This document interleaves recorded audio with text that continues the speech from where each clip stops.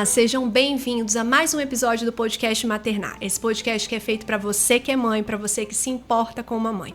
Hoje a gente vai falar sobre um tema super importante e para mim muito caro e especial: maternidade e espiritualidade. Para apresentar o nosso convidado de hoje, eu vou usar uma frase dele, que se disse no dia de sua homilia de posse como bispo diocesano de Colatina, no dia 2 de fevereiro de 2022.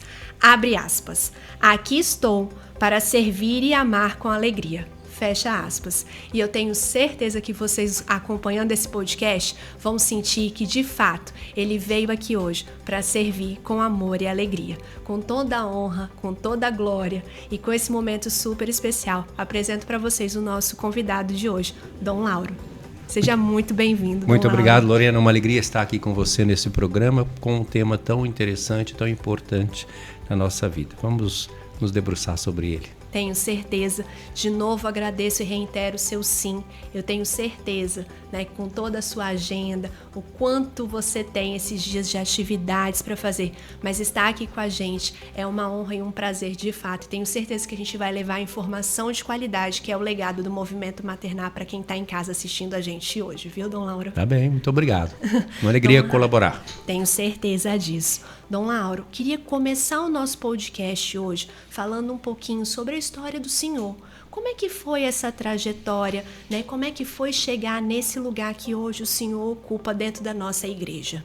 Eu começo exatamente pela família, que tem a ver aqui exatamente com a temática deste programa, Eu sou natural de Ouro Preto, Minas Gerais, E nasci de uma família profundamente cristã, católica, participativa na vida da igreja, Minha mãe era professora, e também catequista, participava também lá do apostolado da oração, também da Ordem Franciscana Terceira, os leigos, e várias outras atividades que ela desempenhava na paróquia e em até movimentos. Antes de casada, ela até participou da Ação Católica, que é um movimento importante do laicato, antes até do Concílio Vaticano II, que é um dos movimentos que precede o Concílio Vaticano II.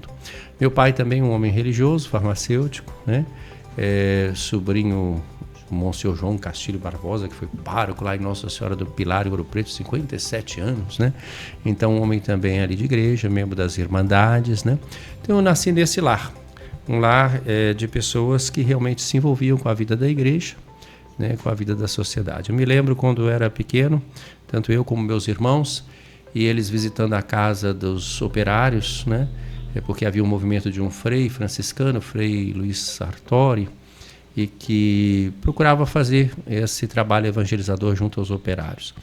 E eles nos levavam, e nós íamos entrando naquela rua, eu me lembro a Rua até da Fumaça, que chamava assim, e ela tinha aquelas cavernas, lugar de exploração do ouro no passado, no século XVIII, e nós crianças íamos entrando nas cavernas, brincando, e depois então chegávamos na casa, eles iam fazer a reunião, que a gente não tinha condições de acompanhar. Mas enquanto eles faziam a reunião, rezavam e tudo mais, a gente brincava com os filhos dos operários. Para nós tudo isso foi muito importante. Então uma família onde eu tive uma formação cristã católica, ainda mais minha mãe catequista e foi coordenadora da catequese paroquial, portanto havia todo um empenho nesse sentido. Naquele tempo a gente fazia a primeira comunhão bem novinhos, Eu fiz a minha primeira comunhão, por exemplo, com 7 anos incompletos, faltando alguns meses ainda, não me fez mal nenhum. Eu sou até muito simpático, Mas enfim, eu entendo os motivos dela ser mais tarde um pouco. Mas então, me lembro até, me permita assim dizer, já que você está falando assim de origem, lá na minha região naquele tempo fazia bastante frio. Hoje o clima está mudado em todo lugar, Então depois que a gente fazia a primeira comunhão, tinha lá para toda a criançada, se oferecia um Toddy, E eu me lembro, foi o Toddy mais gostoso que eu tomei na minha vida, Claro que tinha tudo a ver com a primeira comunhão, Mas então são recordações, só para dizer, é uma cidade também onde a vivência da fé é muito expressiva. As Semanas Santas, as procissões, Com as imagens, com as irmandades, Com as figuras bíblicas. Então eu vivi neste ambiente de igrejas ali barrocas, De uma profunda religiosidade católica. E isso tudo foi muito marcante para mim, Depois também, claro, participei de movimentos de jovens, de encontros, que havia lá, E mais tarde eu fui estudar História, porque era meu gosto, né? Uma cidade histórica ali. E eu cheguei então a esse desejo. Mas na verdade, antes disso, já apareceu uma inquietação religiosa. A primeira coisa que eu disse que seria na minha vida é padre. Mas eu era muito novo, né? Eu brincava em casa, fazendo procissões em casa, etc. Depois passou, né? Disse que ia ser farmacêutico, meu pai era farmacêutico, né? E foi passando, né? E mais tarde, então, eu assim gostava muito de história. Então eu decidi que eu ia estudar história. A história da humanidade sempre me interessou o ser humano, né? E o ser humano também na sociedade, na sua evolução. Então eu queria estudar história. Mas eu não tinha coragem de falar, porque meus colegas todos, ninguém ia falar que ia ser professor de história, uma coisa assim. Ia ser médico, engenheiro, qualquer coisa mais importante, né? Assim se pensava, né? Então eu não falava. Mas aí, antes de entrar para o ensino médio, naquele tempo, eu ouvi falar de um professor que nos interpelava os alunos, dizendo assim: vocês são católicos por hereditariedade. E ele fazia uma pergunta em tom desafiador para toda a classe. Quer ver? Quem aí já leu a Bíblia? E aí não havia ninguém que se levantava para dizer que tinha lido. E eu, sabendo disso, falei assim, eu não sou católico por hereditariedade, eu já sou por adesão, né? E eu então peguei a Bíblia, claro que eu já tinha lido ela resumida, minha mãe, como catequista, já tinha colocado nas nossas mãos, né? Uma Bíblia em 2 volumes, resumida e ilustrada, e eu me lembro bem, porque isso eu vi desde criança e gravo até hoje as figuras, né? Quando eu ouço cenas evangélicas, eu lembro das figuras, das imagens, né? Mas o que fiz então? Comecei a ler. E eu falei, vou começar por onde? Vou começar pelo Novo Testamento, porque acho que o Antigo vai ser mais difícil para mim. E invocava o Espírito Santo, não conhecia nenhuma técnica de leitura orante, nada disso. Fiz espontaneamente. E eu queria ler com uma certa rapidez para poder enfrentar o desafio do professor. Meu negócio era o desafio do professor. Só que aí não foi possível mais, né? Porque esse envolvimento da leitura, todos os dias, né? Um pequeno trecho e tal. Então depois já nem me importava mais o professor. Eu estava muito mais tomado por aquela leitura. E assim comecei, desde o primeiro evangelho, né? Todo o Novo Testamento e tal, para depois. E assim foi, né? Isso foi muito marcante. Também lia os Fioretti, que era justamente cenas da vida de São Francisco de Assis, né? E seus primeiros companheiros. Já que meus pais eram franciscanos, eu tinha acesso também a essa literatura. Então tudo isso foi me marcando a minha vida. Mas fui fazer história. Fui para Belo Horizonte, num ambiente difícil naquela época, a faculdade também marcada por tantas críticas também à igreja, né? Uma época difícil também de regime militar no Brasil.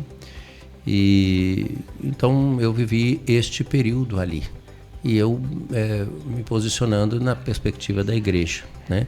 Da igreja, do evangelho, da sua doutrina social, né? Fiz todo o curso de história e depois então é que eu entrei para o seminário, né? Mas vamos parar por aí, porque senão eu vou entrar em muitos detalhes. Deixa você fazer as perguntas. História, Dom Lauro. É só para dizer que o ambiente familiar e comunitário, eclesial, não só familiar. Minha família era uma família envolvida na paróquia, envolvida na comunidade, profundamente envolvida. Dom Lauro, como que hoje, dentro da nossa igreja ou dentro da nossa espiritualidade, que é o tema do nosso podcast, a gente vem compreendendo a maternidade, né? Para além dos aspectos biológicos, mas desse lugar mesmo de acolhimento, de ressignificação. Como é que a gente pode ter essa visão dentro da nossa espiritualidade, da maternidade? Eu começo, inclusive, lembrando algumas passagens bíblicas, né? Nós lemos lá no livro do profeta Isaías essa comparação. Poderia uma mulher esquecer o filhinho que gerou? Ainda que isso acontecesse, eu não me esqueceria de ti. Se referindo a Deus. Então, Deus mesmo se compara com o amor de mãe, com uma mãe, né? Quer dizer, uma coisa assim raríssima acontecer. Pode acontecer, né? Poderia uma mulher esquecer o filhinho que gerou? Né? A pergunta é essa, mostrando que isso é difícil, porque há um vínculo muito forte entre a mãe e seu filho, sua filha, né? Ainda que isso acontecesse, eu não me esqueceria de ti. Está lá no segundo Isaías, o Deutero Isaías, o seu nome está, como que, vamos falar na linguagem nossa, tatuado, né? Como se nós estivéssemos tatuados, né? Na mão de Deus, né? Então há uma comparação muito bonita. Também Paulo, no Novo Testamento, diz assim, ele que é o grande missionário, o grande evangelizador, ele se compara às vezes com uma mãe, ainda que tivesse vários pregadores ali, fui eu que os gerei. Ora, gerar é uma atitude da mulher, da mãe, né? Então ele se compara com esse amor materno, né? Ele tem ciúmes também por aquele povo, no bom sentido, né? Aquele povo que ele gerou, aquelas comunidades que ele fundou, que ele evangelizou, né? E ele fala, sinto de novo, né? Como que dores de parto, né? Porque quando eles se afastavam diante dos judaizantes que vinham justamente tirar aquela mensagem da liberdade, da justificação pela fé, da gratuidade. Então Paulo chama a atenção para isso, para não voltar à escravidão da lei. E ele falava isso com toda a autoridade, fariseu que era, extremamente bem formado, aos pés de Gamaliel, né? Então nós vemos que essa comparação aparece. Aparece também em outros textos. Se nós formos aos Salmos, formos ao profeta Oséias, né, nós vamos encontrar outros textos que têm essa comparação. Mais recentemente, o Papa João Paulo I, né? João Paulo I, que teve um pontificado brevíssimo, né, logo depois da morte de Paulo VI, foi eleito e pegou o nome dos dois, João 23 e Paulo VI, numa bela homenagem. Foram só 33 dias. E João Paulo então disse assim, Deus não, numa das suas audiências, Deus não é pai, todo mundo assustou o Papa, Deus é mãe, ele quis dizer assim, né? Mostrando que esse amor de Deus é um amor paterno-materno, né?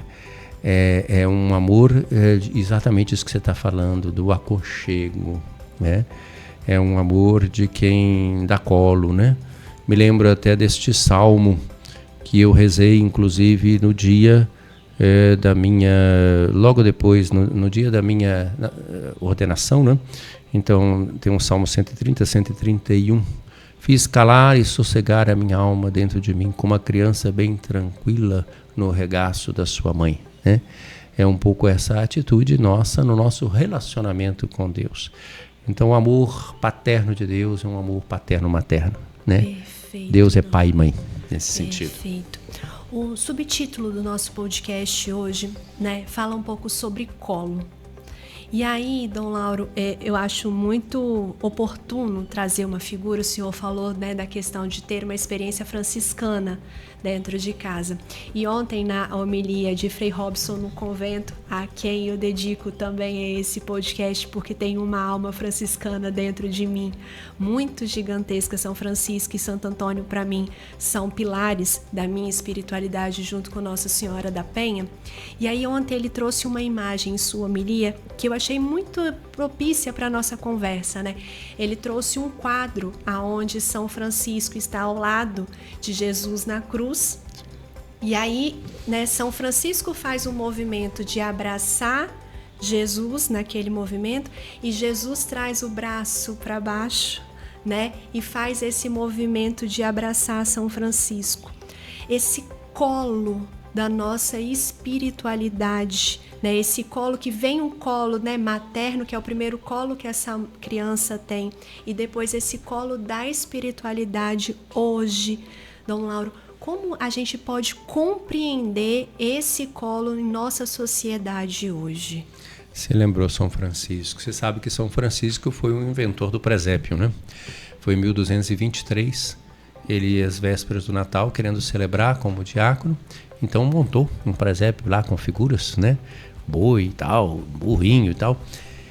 Então ele tem esse grande amor pelo Cristo que se esvaziou, né? Que se fez pequenino, que se fez frágil. E tem esse outro aspecto que você salientou também com essa imagem na igreja de São Francisco de Assis, que fica lá em frente à casa dos meus pais. Eu fui ordenado na frente desta igreja, né? Na sacristia tem essa imagem também do Cristo e de São Francisco, exatamente com essa descrição que você acabou de fazer. Me lembro bem de ver essa imagem desde criança, né? Então veja, Francisco é aquele que olha para o crucificado e diz: o amor não é amado. e fica emocionado e chora. É preciso amar o amor, uma oração de silêncio e de emoção. Então, diante do Cristo, da sua vida, porque veja bem, nós não acreditamos num genérico Deus acima de todos. Nós acreditamos num Deus que se encarnou, que assumiu a nossa condição. Deus, esse Deus genérico para nós cristãos é abstrato. Nós acreditamos num Deus que se fez carne, né? Quando Filipe vai dizer para Jesus, lá nos discursos de despedida, no capítulo 14 do Evangelho de João, mostra-nos o Pai, isso nos basta. Filipe, há tanto tempo que eu estou com vocês e vocês não percebem? Quem me vê, vê o Pai. Então Jesus é o rosto de Deus. A Deus, está lá no prólogo do Evangelho de João, ninguém jamais viu. O Filho unigênito nos revelou. Mas é esse Filho que se fez carne, né? Sim, é verdade, no princípio era o Verbo, e o Verbo era Deus, o Verbo estava com Deus, tudo que existe foi feito por meio dele, nada que existe foi feito sem ele era a luz. Mas vai continuando lá no versículo 14 desse primeiro capítulo, e o Verbo se fez carne e habitou entre nós. Então Francisco chamou atenção para essa humanidade de Jesus. E não só Francisco, toda a espiritualidade cristã. Acabamos de celebrar Santa Teresa de Ávila, agora dia 15, né, de outubro. E ela falou, ainda que você esteja no mais alto da contemplação, nada prefira do que contemplar a humanidade do Filho de Deus que se fez um de nós, a sua humanidade, a humanidade de Jesus. Também Teresinha de Jesus, com a qual nós abrimos esse mês de outubro, né, é justamente aquela que se coloca nessa proximidade com Jesus. Aliás, o nome completo é Teresinha de Jesus, do Menino Jesus e da Sagrada Face. Pega as duas faces, isso aí que São Francisco teve, desde o Jesus menino, como Jesus também crucificado. Então, quando a gente fala da mãe, né, e aí a gente pode perceber todas as escolhas de Deus. Ele quis se fazer pequeno, se fazer humano e ter todo o desenvolvimento que nós temos, concebido no seio da Virgem Maria, como qualquer ser humano. A humanidade que ele assume não é uma humanidade aparente, é real, né? Às vezes a gente pode ter uma consciência, mas é Deus. Sim, o olhar da fé vai nos perceber, mas ele crescia em idade, ele se esvaziou das suas prerrogativas divinas. Está lá na carta de Paulo aos Filipenses, capítulo 2, versículos 6 a 11. Jesus, embora de condição divina, não se apegou ociosamente à sua igualdade com Deus, mas se esvaziou, se fez obediente até a morte e morte de cruz. Então há um esvaziamento. Por isso Deus o exaltou, lhe deu o nome que está acima de todo nome, para que ao nome de Jesus se dobre todo o joelho no céu, na terra e debaixo da terra, e toda língua confesse para a glória de Deus Pai, Jesus Cristo é o Senhor. Então nós vemos um movimento quenótico de esvaziamento e um movimento de exaltação. Ora, esta maneira de Deus se manifestar é profundamente reveladora de quem é Deus. Nosso Deus não é só o Todo-Poderoso, porque às vezes as pessoas só projetam isso como um Deus todo-poderoso. Meu Deus, tem poder, vai fazer isso. Na verdade, nós estamos projetando às vezes nossos instintos egoístas e buscando poder. O nosso Deus é poderoso e ele se fez pequeno e servo. Ninguém tem maior amor do que aquele que dá a vida por aqueles que ama. Ora, isto é um aspecto justamente de uma solidariedade com a humanidade impressionante, uma humanidade sofrida, ferida. Então é um Deus que não temeu entrar num mundo ferido. A criação é boa, sem dúvida, é lá no livro do Gênesis, e Deus viu que era bom, Deus viu que era bom, cada dia da criação, aquele verdadeiro poema, dá uma música, né? Deus viu que era bom, que era bom, que era bom. Quando vai criar o ser humano, e Deus viu, muda um pouquinho, Deus viu que era muito bom. É uma poesia que dá música, né? Para quem for músico aí, era bom, muito bom. Bom, mas nós temos depois, no capítulo 3, esse drama, né, da desobediência, que é não dar audiência, né? E aí, então nós quebramos essa relação, que é uma relação exatamente de colo, de proximidade. Olha as imagens bonitas que estão lá no livro do Gênesis. Olha a convivência de Deus com Adão e Eva, que são figura de toda a humanidade. Eu não estou dizendo aqui nós estamos diante de uma etiologia histórica, mostrando como que entrou o mal no mundo. Mas ali nós temos então, Deus passeia no jardim, que imagens são lindas. E ao fim da tarde ainda chega para estar com ele, né? Quer dizer, nós temos um Deus que não é só Ele é transcendência, é claro que é transcendência, é o único absoluto, mas não é uma transcendência que esmaga a criatura. Ele nos criou como imagem e semelhança dele, por interlocutores para dialogar com ele. E mesmo não dando audiência e nos afastando, ele vem ao nosso encontro, assumindo a nossa condição. Ora, e vem onde? No colo de uma mãe. Né? Então isso é encantador. Você vê, eu gosto muito das representações da imagem de Nossa Senhora com o menino, como tem aqui Nossa Senhora da Penha, Nossa Senhora da Saúde, padroeira da Diocese de Colatina.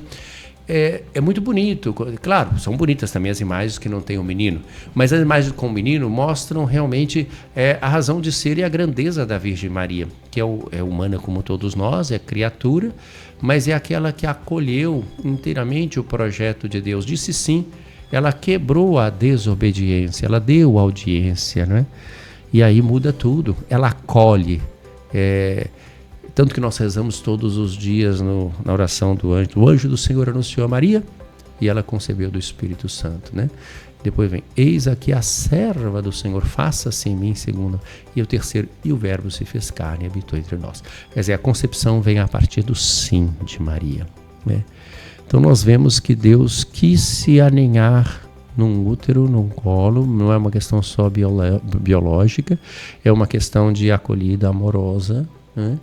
E participa da nossa vida e cresce, porque nos evangelhos nós encontramos, Jesus crescia em idade, sabedoria e graça diante de Deus e das pessoas. Dom Lauro, no mundo que estamos vivendo, estamos, de certa forma, ausentes ou está nos faltando colo humano e espiritual? Eu acho que sim, inclusive nós estamos com muita dispersão. Nós vivemos uma verdadeira mudança de época, como foi dito inclusive no documento de Aparecida, né, dos bispos latino-americanos, e também que o Papa Francisco também retomou, e agora com o Papa Leão. São coisas completamente novas. Veja, por exemplo, esse mundo agora com a inteligência artificial. São mudanças muito grandes. Todo o mundo tecnológico hoje é impressionante. Então, o que acontece com as pessoas? Um nível de superficialidade, de atenção difusa. Você já percebeu? Acho que é sua área também, né? É sua área. Agora, como os diagnósticos de TDAH estão crescendo? Falávamos sobre isso antes do senhor chegar. Pois é, por que cresce, né? Eu acho que em parte tem essa situação, porque, eu vou arriscar na sua área, né? Pode ser que alguém tenha TDAH raiz, né? Mas tem outros que pode ter adquirido, né? Por causa dessa dispersão toda. Exatamente. Que está aí, né? Por causa dessa dispersão toda. Veja, a pessoa passa de uma coisa para outra. Eu pego aqui o celular, quantas informações, né? A gente passa assim com o dedinho, rapidinho, a gente pega uma opção de assunto e para processar tudo isso. E essas pessoas que começaram com tudo isso, os filhos dessas pessoas, você sabe que o projeto deles, para os filhos deles, era só depois dos 12 anos que podia ter acesso. Mas a lógica do mercado, do lucro, fez com que todo mundo tivesse acesso de forma não criteriosa. Então nós temos hoje uma atenção difusa, um grande número de informações, uma dificuldade, de capacidade de concentração e de reflexão. Eu sou de um tempo em que a gente valorizava mais, eu acredito que você também, o livro, o texto. Hoje, para a pessoa ler uma página já é difícil, né? Porque é preferível só uma mensagem rapidinha aqui e tal. Ler uma página parece que é um esforço. Para nós, ler um livro é uma coisa gratificante e ajuda a imaginação, a reflexão, né? Hoje nós estamos com dificuldade. Você vê, já não tem mais jornal quase impresso, né? É tudo agora digital, não é? E assim, a gente percebe como é uma mudança muito grande. Então, tudo isso eu acho que nos dificulta de buscar a questão do sentido da vida, né? Vejam isso que eu acabei de falar, daquele salmo, falei há pouco, né? Salmo 130, 131. Senhor, eu não estou à procura de coisas grandiosas, né? Fiz calar e sossegar a minha alma dentro de mim. Ela está tranquila, como a criança no regaço da sua mãe. Então tem colo, tem chão. É como eu me sentia na véspera no dia da minha ordenação, né? Perfeito. Como uma criança tranquila no colo da mãe. Quer dizer, você tem chão, você tem fundamento, né? Agora, então aí, né? A importância da família para ajudar nesse sentido. Mas se os próprios pais às vezes estão um pouco desorientados, perdidos no meio de tantas informações, e os desafios também do próprio trabalho, ou talvez da busca desenfreada também por um sucesso, de um sucesso, numa lógica consumista, porque quanta coisa que as pessoas buscam e têm que na verdade elas não precisam daquilo, mas torna-se causa de sofrimento não ter aquilo. Como nós nos tornamos escravos, quem sabe, das necessidades artificiais criadas pelo mercado, né? Então isso também vai fragilizando. E nós acabamos tendo uma sociedade de consumidores, e não de pessoas que refletem, que criam, que pensam, que dialogam. Não há tempo, às vezes, de diálogo dentro da própria família, em outros espaços também. Uma sociedade só competitiva, a própria educação, quando ela é entendida simplesmente como instrução e competição, e não como formação realmente que faça com que você, isso que eu falei de Jesus, cresça em idade, sabedoria e graça. Houve crescimento em Jesus, né? E todos os seres humanos precisamos de crescer, e nós devemos crescer até o final da nossa vida. Então isso tudo faz parte desse chão, deste colo. O colo não é uma espécie assim de lenitivo, de sossego, de nirvana, em que eu fico só, não me incomode, não mexa comigo. Não, eu acho que é o aconchego do chão, do carinho, do sentido, né? Hoje nós estamos celebrando São João Paulo II, e eu vou celebrar daqui a pouco na paróquia. Veja que coisa impressionante esse homem, né? Ele perde a mãe com 9 anos de idade, fica só com o pai. Já perdeu depois também uma irmã, depois vai perder o irmão, depois vai perder o pai, mais tarde. Fica sozinho no mundo, sozinho. Mas ele tem a herança que ele recebeu dos pais de espiritualidade, e ele se coloca também diante da Virgem Maria, não é? Pedindo que ela fosse a sua mãe, totus tuus, né? Todo dela em vista de Jesus, do segmento de Jesus. Como que ele tem colo, né? E por isso tem sentido, tem fundamento.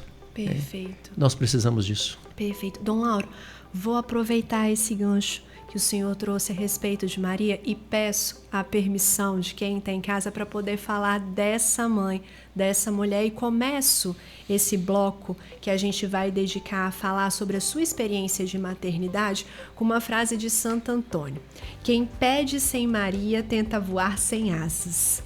E aí, trazendo isso, Maria, uma menina visitada pelo anjo, diz um sim com uma certeza que mudaria a sua história, que mudaria a vida dessa humanidade, porque acreditava no projeto de Deus, mas um sim repleto de medo também, de dúvida, claro, porque era uma menina, claro, né, uma jovem, nas vésperas de um casamento, sendo convidada a um projeto que era maior do que tudo que ela sonhou e pensou. Como enfrentar esse sim da maternidade e os medos que a maternidade trouxe através do olhar de Maria? Foi um sim que ela disse naquele momento, né? Com muita autenticidade, mas foi um sim que teve que se renovar cada dia, né? E ela não tinha tudo pronto, ela não tinha todo o horizonte. Aí ela deu um sim realmente na fé. A fé é lançar-se, né? A fé é confiança, a fé é abandono, é entrega. Quando ela responde ao anjo: eis aqui a serva do Senhor, faça-se em mim segundo a tua palavra, é um ato de fé, de entrega. E depois ela vai fazer aquela visita, por exemplo, a Isabel, né? E vai servir Isabel, mostrando uma grande humildade. Isabel, cheia do Espírito Santo, a saúda. Ela vai responder com esse cântico que a igreja reza todos os dias na sua oração de vésperas, né, o Magnificat, que mostra justamente a fé do povo de Israel. Ela mostra ali que ela é uma profetisa, né, porque ela está recolhendo aquilo que a fé do povo de Israel. Quando ela diz, a minha alma glorifica o Senhor, diante dos elogios que deu a ela Isabel, exulta meu espírito em Deus, meu Salvador, porque olhou para a pequenez de sua serva. Veja bem, quando fala disso, às vezes a gente pode pensar, olhou para a humildade da sua serva. Não é a humildade simplesmente essa virtude que é importante? É mais do que isso. Ela olhou para o nada da sua serva, a sua pequenez, o seu nada. Quer dizer, ela reconhece que tudo aquilo que ela tem é graça de Deus. Então esse cântico é profético também por isso. A minha alma glorifica o Senhor, exulta meu espírito em Deus, meu Salvador, porque olhou para a pequenez, para o nada de sua serva. Doravante, todas as gerações me chamarão bem-aventurada, porque o poderoso fez em mim maravilhas. Ele é que fez. Sua misericórdia se estende. Agora pegando a sua parte, estou respondendo com Maria. Sua misericórdia se estende de geração em geração, portanto, até a nós. E continua. Sobre aqueles que o temem. Temem aqui não é que tem medo, não.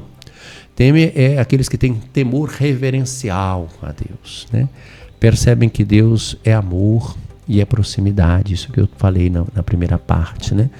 Então, sua misericórdia se estende de geração em geração sobre aqueles que o temem. Manifesta o poder de seu braço, dispersa os soberbos, derruba os poderosos de seus tronos, eleva os humildes, sacia de bens os famintos, despede os ricos sem nada, acolhe Israel, seu servidor, fiel ao seu amor. Olha, é a maneira como Deus lida conosco. Se nós somos autossuficientes, poderosos, são derrubados seus tronos. Então Deus não entra. Por quê? Não é castigo, é porque Ele não nos força. Ele respeita a nossa liberdade. Se eu sou autossuficiente, eu não tenho espaço para Deus entrar. É como diz lá o livro do Apocalipse, eis que estou à porta e bato. Se alguém ouvir a minha voz e abrir, entraremos e cearemos juntos, né? Olha essa imagem agora da casa, que bonita. Também está ligado com o colo, com o útero, com a maternidade. Eu que estou à porta, se alguém, quer dizer, alguém que está dentro é que tem que abrir. Então nós, com a nossa liberdade, é que temos que abrir. Eu estou à porta e bato. Se alguém ouvir a minha voz e abrir, entraremos e cearemos juntos. Esse cear juntos mostra a intimidade, a proximidade, sentar na mesma mesa, se alimentar juntos, né? Porque a refeição pro oriental não é eu ir ali num lugarzinho ali, fazer um lanche ali, um sanduíche, não é um ato assim, não, a refeição é um ato comunitário, de fraternidade, de amizade, de alegria, né? De comunhão. Por isso que ele instituiu, inclusive, a Eucaristia, fazendo-se nosso alimento, comunhão. Não foi à toa. Ele usou os elementos antropológicos, dando a eles um novo significado, mostrando que ali é um memorial da sua paixão, morte e ressurreição. Por isso a Eucaristia é o coração da igreja, né? Então Maria vai ter essa experiência de um Deus próximo. Mas olha como ela vai tateando. Em determinado momento da vida pública de Jesus, chegaram para Maria e disseram assim, olha, seu filho enlouqueceu. Ele não está comendo direito, ele não tem horário para dormir, todo mundo está procurando por ele. Deve ter enchido a cabeça da mãe. Ela foi com os outros.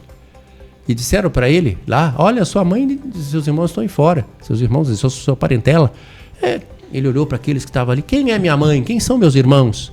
Aqueles que ouvem a palavra de Deus e a colocam em prática. Claro que ele estava fazendo um elogio a ela, porque ela é aquela que disse, eis aqui a serva do Senhor, faça-se em mim, né? Mas ele mostra que mais do que o laço biológico, familiar, físico, é esse laço da adesão. E eu gosto de pensar, não interrompendo o Senhor, né, que essa passagem, quando Maria vai ao encontro, né, de Jesus e ele faz essa fala, o que Maria está fazendo ali? Né? A gente se pergunta, mas por que ela foi? Né? Por que ela foi ao encontro? E aí, se a gente for parar para pensar nessa mãe, muitas vezes ela pode ter ido ali para ver se ele estava vestido. Sim, para o cuidado. Ver, se ele tinha comido, se ele tinha uma roupa que ele precisava levar para casa para lavar. Sim. Né? É tão uma presença materna, né, Dom Lauro? É um cuidado tão grande. E aí o Senhor falou sobre a humanidade, né? E aí São Francisco tem uma frase em seus escritos que fala que o Filho de Deus precisou de se alimentar de seios humanos, né? essa humanidade que Deus quis que Jesus experimentasse, o que isso nos ensina, Dom Lauro? Nos ensina justamente a nos fazermos pequenos. Nós devemos ter um relacionamento com Deus como uma criança. Jesus tem essas passagens em relação às crianças. Deixai vir as minhas criancinhas, ele pregando, as crianças brincando, fazendo barulho ali, e outros queriam logo afastar porque podia estar atrapalhando. Não, deixai, não impeçais, deixai vir as minhas criancinhas, porque delas é o reino dos céus. Quem não se fizer como uma criança não vai entrar no reino dos céus. Então acho que nós precisamos readquirir essa postura de confiança filial, de abandono, né? Veja, por exemplo, já que eu citei essa página que é dos evangelistas sinóticos de Maria na vida pública de Jesus, vou agora a João. Em João, por exemplo, que João só tem 2 vezes que Maria aparece. Uma no início da vida pública e outra no final. Mas nós estamos em alta mariologia em João. Que João? Primeiro as bodas de Caná, né? Maria foi convidada para a festa de casamento. Ela está ali atenta. E então tem um fato, você pode ler o texto em vários níveis. Tem um nível de crônica, né, que você pode fazer uma leitura mais superficial, mas evidentemente é uma leitura pobre. Para João você tem que ler com mais profundidade. É o último evangelista que escreveu. Ele está supondo que as pessoas já sabem o que está nos outros evangelistas, e ele seleciona, tanto que ele não conta uma série de milagres que Jesus realizou, não tem no evangelho de João. Ele selecionou 7, que ele nem chama de milagres, chama sinais. Não é que não sejam milagres, são milagres, mas ele chama sinais para mostrar que são sinais indicativos da identidade de Jesus, o enviado do Pai, né? Então, supõe fé. O milagre você só percebe como milagre quando você tem fé. Quem não tem fé não percebe que é milagre, não, né? Então ele chama de sinais, né? Os sinais têm interpelação para a fé. Maria está ali na festa de casamento. Eles não têm mais vinho. Mas veja como é tudo muito simbólico. Tem ali 6 talhas de pedra que os judeus usavam para as suas purificações, né? Mas elas estavam vazias. Tá vendo isso que você estava me dizendo? Tá faltando o quê? Tá faltando o colo. Está faltando o sentido, está faltando a alegria. Então estavam vazias. Quer dizer, o Antigo Testamento agora estavam como talhas de pedra vazias. Era incapaz de comunicar a graça. E Maria vai avisar Jesus. Eles não têm mais vinho, né? Não é só o problema da festa ali, mas esse vinho da alegria, que aliás era um sinal da presença do Messias. Era a abundância do vinho. Isso está nos profetas. Muito bem, porque era festa. É um esponsal. Era a ideia de casamento. A relação de Deus conosco muitas vezes é comparada com o matrimônio. Está no profeta Osés e vários outros. É uma aliança, aliás, é um termo que perpassa o Antigo Testamento. Eu serei vosso Deus, vós sereis o meu povo. É uma aliança, né? E essa aliança muitas vezes é comparada com o matrimônio. Inclusive no livro do Cântico dos Cânticos, né? É um matrimônio de Deus com a humanidade, né? Bom, mas então aí ele avisa Jesus. E como é que Jesus se comporta em relação a Maria? Por que dizes isso a mim, mulher? Por que dizes isso a mim? Chama ela de mulher. Você já viu um casamento que não tem o noivo e a noiva? Ali não fala da noiva. Só fala do noivo e não fala da noiva. Mas Maria é chamada de mulher, que é a senhora mãe, cuidadora, mas é também a mulher. A mulher, a nova Eva, né? Aquela que está pronta para receber o verdadeiro esposo da humanidade que tinha chegado, que estava naquela festa de casamento. Então Maria vai e diz para aqueles que servem: fazei tudo o que ele vos disser. Olha a confiança, de novo. Pode ficar, faça o que ele disser. Não é que ela sabia tudo. Faça o que ele disser. E ele então mandou encher aquelas talhas de água e mandou levar para o mestre-sala. E a água se transformou em vinho. E o mestre-sala provou, não entendeu, achou que era um artifício do noivo, não é? Que tinha deixado o vinho melhor para o final, né? Veio com toda essa conversa, todo mundo primeiro oferece o melhor, quando o pessoal não está distinguindo, oferece qualquer um, mas tu reservastes o melhor vinho para o final. E conclui seu evangelho. Este foi o primeiro sinal que o Senhor realizou em Caná da Galileia, e os discípulos creram nele. O sinal é para suscitar a fé. Perfeito. Então veja, o colo está ligado com estas virtudes teologais: fé, esperança e caridade. Nós estamos no jubileu de esperança. A fé é a certeza que nós temos daquelas coisas que nós não vemos. Está lá na carta aos Hebreus. Sem fé é impossível agradar a Deus. A fé vai nos levar à esperança, né? Que que é essa âncora da salvação e que vai nos impulsionar a viver na caridade nesse momento presente. Perfeito. Tá bom? Então isso aí nos dá o colo. Meu lema episcopal é esse: a caridade de Cristo nos impele, nos impulsiona. Quando o quê? Se continuasse o texto, quando eu considero que um só deu a vida por todos. É olhando para Jesus que nós temos que nos sentir impactados e perceber e dizer como Paulo na carta aos Gálatas, capítulo 2, versículo 20. A minha vida presente na carne, eu a vivo no amor do Filho de Deus que me amou e se entregou por mim. Já não sou eu quem vive, é Cristo que vive em mim. Aproveitando que o Senhor entrou nessa fala, para a gente encerrar esse bloco de Maria, aos pés da cruz, Jesus deixa um dito dela se tornar de fato a mãe de todos nós. Mas naquele momento a gente falou sobre as dúvidas de Maria, né? Quando o anjo Gabriel vem visitá-la. Nós falamos sobre a humanidade dessa mãe, né? Quando ela tem o fato de amamentar ele, mas aqui eu acho que a gente vê as lutas de tantas cruzes, de tantas mães que veem seus filhos naquela cruz das drogas, nos cruzes que se perdem, em tantos outros momentos de sua vida. E aqui nesse pedaço eu acho que tem 2 atos simbólicos: as dificuldades maternas, né? E esse fato de se tornar a mãe de todos nós, Dom Lauro. O que a gente pode falar e sucintar ainda mais sobre esse assunto? Pois é, eu comentei o momento inicial, que foi o capítulo 2 de João nas bodas de Caná. O outro momento é lá aos pés da cruz, no capítulo 19 de João, né? É uma das cenas fortes, né? Estava ali de pé diante da cruz, né? A mãe de Jesus e tal, as outras mulheres e tal. Muito bem. Então quem está ali? É a mãe. O Evangelho de João diz em Caná que é a mãe de Jesus que está presente no casamento, e diz também ali que está a mãe de Jesus. Quando Jesus respondeu para Maria lá nas bodas de Caná: por que diz isso a mim, mulher? Minha hora ainda não chegou.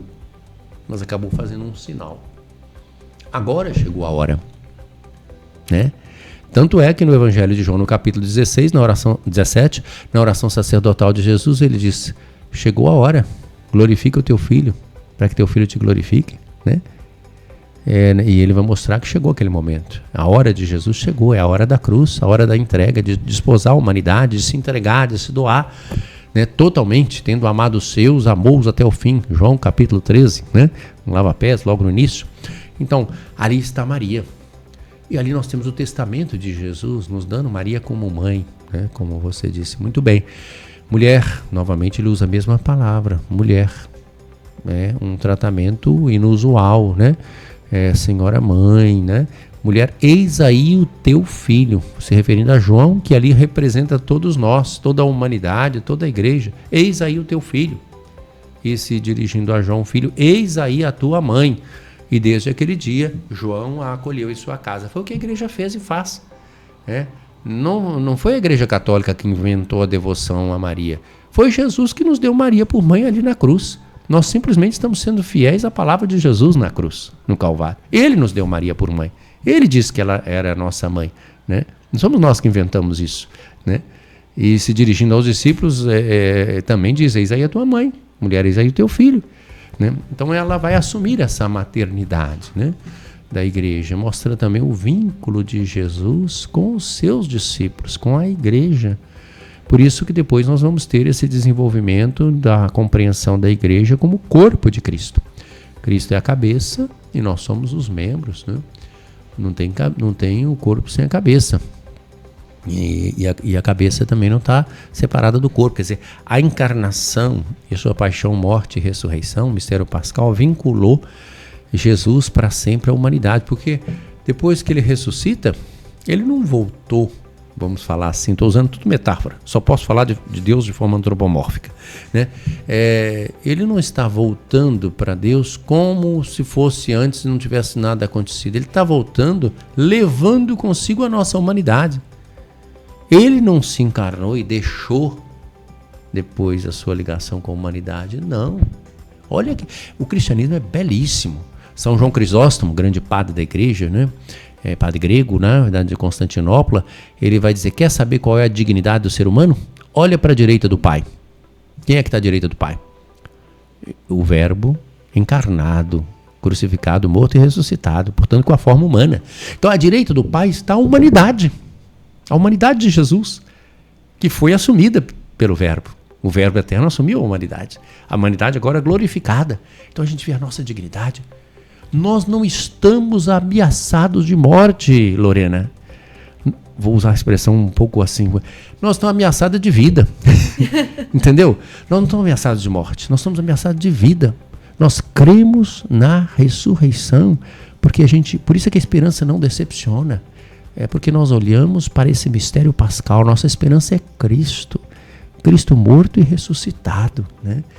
E Maria então tem esse papel muito importante de nos acompanhar, de nos colocar com seu filho nas minhas orações, nos exercícios espirituais de Santo Inácio, nos colóquios que nós fazemos com Maria.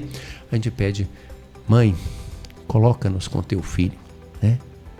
Porque Maria vai dizer isso: fazei tudo o que ele vos disser. Ela nos ajuda a nos aproximar de Jesus. A verdadeira devoção a Nossa Senhora sempre vai nos levar a Jesus. Sempre vai nos levar a Jesus. Porque né? é ela que nos aponta a Ele. Claro, ela aponta para Ele. Ela não chama atenção para si mesma. Não. Ela mesma disse que Ele é que olhou para o nada, o poderoso olhou para o nada da sua serva, né? Ela é bem-aventurada porque ela se fez pequena, né? E por isso mesmo ela também é exaltada, como o Filho de Deus, que se esvaziou, aquele movimento kenótico, se humilhou, se fez servo, obediente até a morte de cruz. Por isso Deus exaltou. A exaltação é o outro lado da humilhação, né? Jesus assumiu, no fundo, o último lugar, né? Por isso ele assumiu o primeiro também. Perfeito. Dom Lauro, queria ter horas conversando com o senhor, de verdade, para a gente poder tocar em vários assuntos, mas vou começar a endereçar para o fim desse bate-papo. A gente falou aqui, né, sobre colo, falamos sobre espiritualidade, o lugar de refazer a nossa visão ao mundo que estamos vivendo, um mundo acelerado, um mundo que exige de nós muito mais, muitas vezes, do que precisamos de fato, nos oferecendo, né, situações. Mas queria caminhar esse final do nosso bate-papo. A gente falou dessa mãe que nesse momento já gerou, já amamentou, já passou pela morte de um filho. E essas mulheres que estão tentando engravidar, Dom Lauro, que estão tentando viver essa maternidade. O que a espiritualidade deixa de conforto para essas mães que ainda não conseguiram esse caminho, esse fato de ter os seus filhos no braço? Olha, a maternidade é uma participação na obra criadora de Deus, né? Ser mãe é algo realmente muito grandioso, né? Porque Deus quis que os seres humanos participassem da obra criadora. Só Ele pode dar a vida, né? Pode infundir em nós o que nós chamamos da alma, né? Mas Ele quer a nossa colaboração. Então, maternidade não é só gerar, como você disse muito bem no início, biologicamente, mas é cuidar, né? Cuidar significa cercar de carinho, né? Formar, acompanhar. E a maternidade, ela não só é gerar um filho, mas esse cuidar, nós temos que alargar o nosso coração, sabe? E eu até não posso deixar de falar isso, porque o Papa Leão acabou de publicar a sua primeira exortação apostólica em latim, de Lexi Te. É uma citação do livro do Apocalipse, Amei-te, né? E ele fala do cuidado, e do cuidado com os pobres, do cuidado com os pequenos. E ele fala com toda a fundamentação nas Sagradas Escrituras, no Antigo Testamento, no Novo Testamento, especialmente na vida de Jesus, passando pela patrística, eu citei São João Crisóstomo, mas os padres da igreja vários, passando pela vida dos santos, né? Cita nos vários campos, cuidado com os pobres, com os enfermos, com os presos, com os migrantes, na vida dos santos. Fala da doutrina social da igreja, fala da caminhada da igreja na América Latina, cita as conferências episcopais, né? É um texto belíssimo, são 43 páginas, não é uma coisa assim imensa, e que deveria ser lido por todas as pessoas. A maternidade está diretamente ligada com cuidado. Nós somos cuidadores uns dos outros. Quando lá no Gênesis eu falei da criação que é boa, e lá nós temos não só a figura de Adão e Eva, mas também de Caim e Abel, né? o que a gente vai perceber? O que é o pecado? No fundo, o pecado vai se expressar no fratricídio, né? Caim que mata Abel. Caim é o forte, Abel é o frágil, né? E o sangue de Abel clama. E Deus pergunta a Caim, onde está o teu irmão? E a resposta de Caim é, por acaso eu sou cuidador do meu irmão? Eu já tinha matado Abel, mas é isso que nós somos. Nós somos cuidadores uns dos outros. Isso é maternidade. Maternidade é cuidar, não só dos filhos biológicos, mas nos cuidar uns dos outros e de toda a criação de Deus. Aquilo que dizia também o Papa Francisco, os problemas ambientais e os problemas sociais estão interligados, tudo está interligado. Ele usa até a expressão ecologia integral, que não é só uma preocupação com o meio ambiente, é muito mais do que isso. É a defesa da vida em todas as suas etapas, em todas as suas situações, a vida humana, a vida de toda a criação, né, de Deus, porque nós somos seres que estamos assim em comunhão entre nós e com toda a criação de Deus. Então, e não sou eu só que estou dizendo isso, o Papa, ele mesmo cita, Jesus nos mostrou qual é o caminho da felicidade, qual é o caminho do colo. O que é? Jesus subiu a montanha, Evangelho de Mateus, capítulo 5, versículos de 1 a 12. Bem-aventurados os pobres em espírito, porque deles é o reino dos céus. É o presente. A primeira bem-aventurança é no presente. Bem-aventurados os mansos, possuirão a terra. Bem-aventurados os aflitos, serão consolados. Bem-aventurados os que têm fome e sede de justiça, serão saciados. Bem-aventurados os misericordiosos, alcançarão misericórdia. Bem-aventurados os puros de coração, porque verão a Deus. Bem-aventurados os pacíficos, serão chamados filhos de Deus. Bem-aventurados sereis vós, quando fordes perseguidos, caluniados por causa de mim, por causa do Evangelho. Alegrai-vos e exultai, porque será grande a vossa recompensa nos céus. Então, Jesus nos deu as bem-aventuranças são um caminho de felicidade, um caminho de colo, um caminho de realização. É quem cuida, quem é cuidador. E isso é tão coerente que lá no final do Evangelho de Mateus, no capítulo 25, de 31 a 46, o juízo final, Jesus vai dizer assim, quando o Filho do Homem vier na sua glória, ele vai separar as nações em 2 grupos e vai dizer àqueles que estão de um lado, vinde benditos de meu Pai, porque tive fome e me deste de comer, tive sede e me deste de beber, estava nu, me vestistes, doente, me visitastes, na prisão me consolastes, eu era peregrino, me acolhestes. Quando foi, Senhor? Quando isso foi feito ao menor, foi feito a mim. Tá vendo? Quer dizer, o caminho de salvação, a grande pergunta para nós, não é só no final da vida, não. É para ver se a vida nossa valeu a pena. Porque Jesus diz no Evangelho de João, capítulo 10, versículo 10, eu vim para que todos tenham vida e a tenham em plenitude. Ter vida é ser cuidador. Quem vive só para si, se frustra. Quem vive só buscando o poder, a riqueza e o prazer como valores absolutos, se frustra, porque nada pode preencher o desejo de infinito que o ser humano tem. Como diz Santo Agostinho, fizeste-nos para vós, Senhor. O nosso coração permanece inquieto enquanto não descansa em vós. Mas como é que nós descansamos em Deus? Não é só numa espécie assim de meditação individual. Sim, momentos contemplativos de oração são fundamentais, mas eu mostro o amor que eu tenho concretamente na minha relação com os outros. Isso a maternidade vai chamar a atenção. E não é só essa maternidade física. São João, na primeira carta, vai dizer, quem diz que ama a Deus, a quem nós não vemos com os nossos olhos físicos, mas não é capaz de amar o irmão a quem vê, é mentiroso. Não sou eu que digo, é São João. Então vejam bem, isso tudo está também nessa exortação, amei-te, de Lexité, do Papa Leão XIV. Então o cuidado, a maternidade é cuidado. Perfeito. É cuidado. Dom Lauro, se a gente pudesse deixar hoje uma palavra para uma mãe, a gente costuma falar aqui no Movimento Maternar que o nosso legado é levar informação de qualidade para essas mães. Chegar, buscando uma saúde física e espiritual, que a gente está tendo essa oportunidade de falar sobre o espírito hoje, a questão da saúde mental. Que palavra que a gente deixaria para essa mãe hoje, Dom Lauro? Maternar é cuidar, Então, é sair de si. Nós somos chamados a sermos felizes fazendo as outras pessoas felizes. A grande ilusão, todo mundo quer ser feliz nesse mundo. Todo mundo quer ser feliz. O problema é que às vezes as pessoas pensam que pode buscar a felicidade diretamente. Você não busca a felicidade diretamente. Ela vem como consequência, acabei de citar as bem-aventuranças. Quando, pelas suas atitudes, você então encontra a felicidade. Seja feliz fazendo os outros felizes. Deus nos quer felizes. Nós somos felizes quando nós fazemos o bem. Hoje nós temos uma tentação muito grande na nossa sociedade, que tem muitos recursos tecnológicos e de conforto, e diz assim, eu tenho que estar bem, eu tenho que estar bem.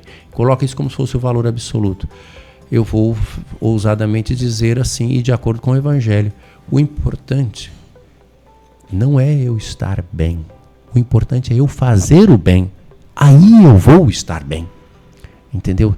Quem não faz o bem, não fica bem. Então nós só podemos ser felizes fazendo as outras pessoas felizes. Por isso é que uma mãe, essa pessoa que tem esse maternar, esse cuidar, ela se torna uma pessoa feliz, porque ela está saindo de si mesma, ela está se doando. Quem quer só se proteger, se perde.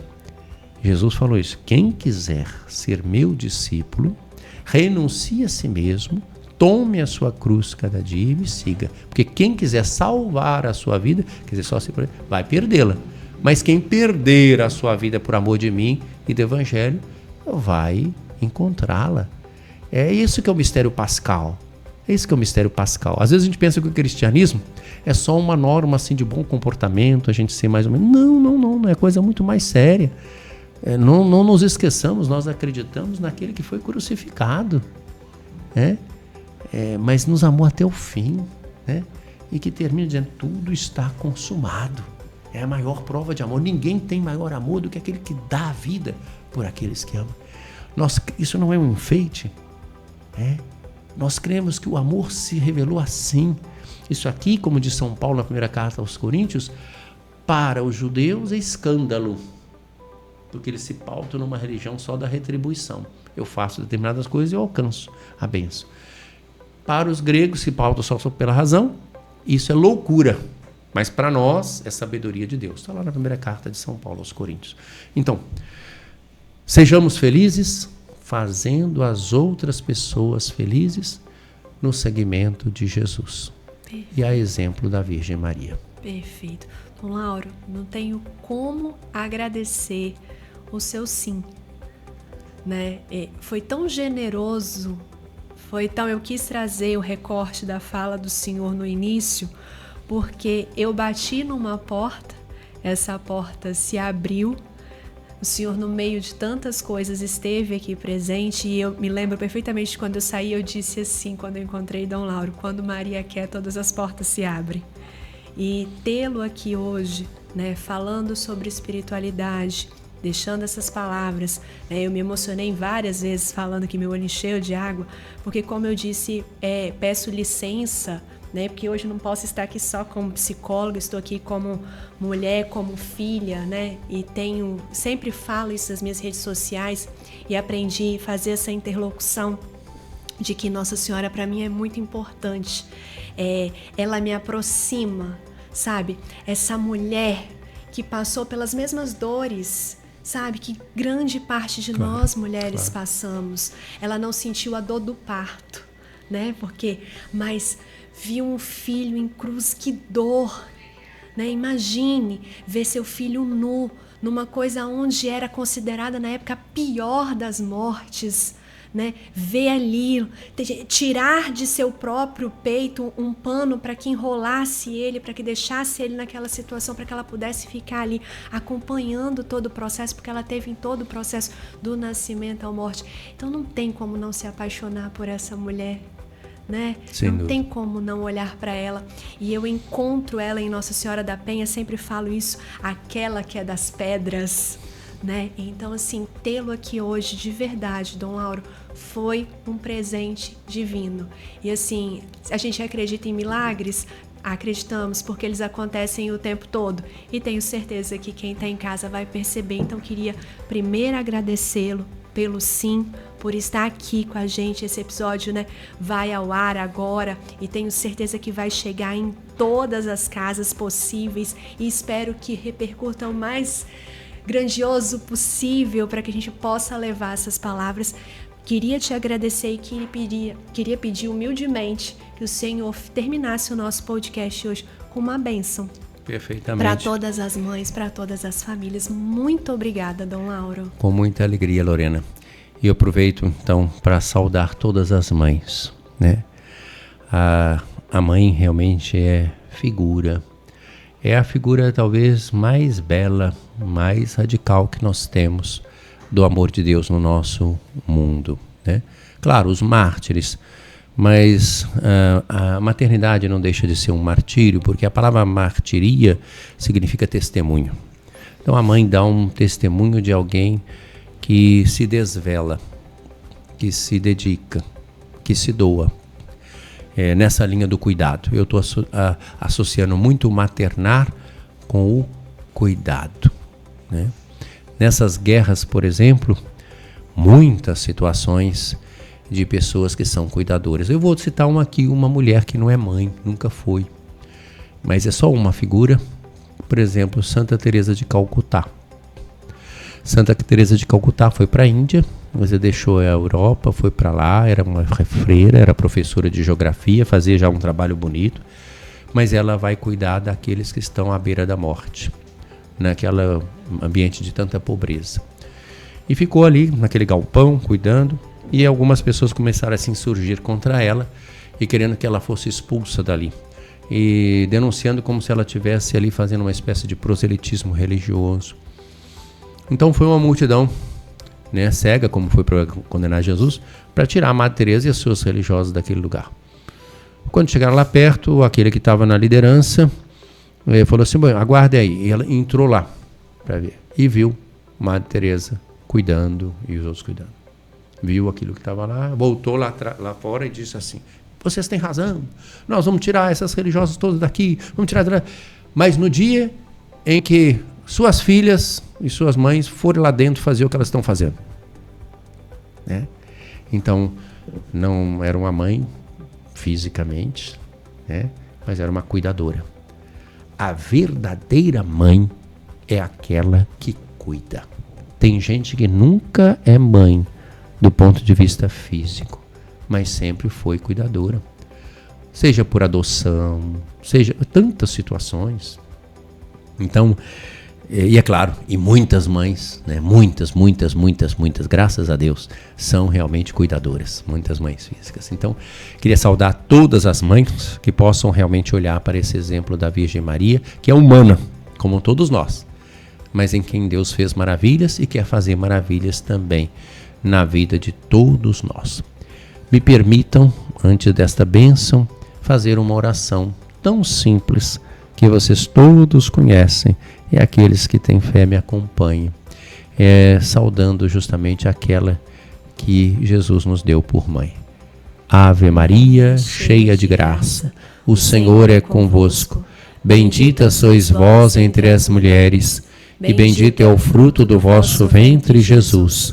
Santa Maria, Mãe de Deus, rogai por nós, pecadores, agora e na hora de nossa morte. Amém. O Senhor esteja convosco. Ele está no meio de nós. Pela intercessão de Nossa Senhora da Saúde, padroeira da Diocese de Colatina, desça sobre vós, sobre todos os que estão nos acompanhando com fé, a bênção de Deus Todo-Poderoso e cheio de bondade, Ele que é Pai, Filho e Espírito Santo. Amém.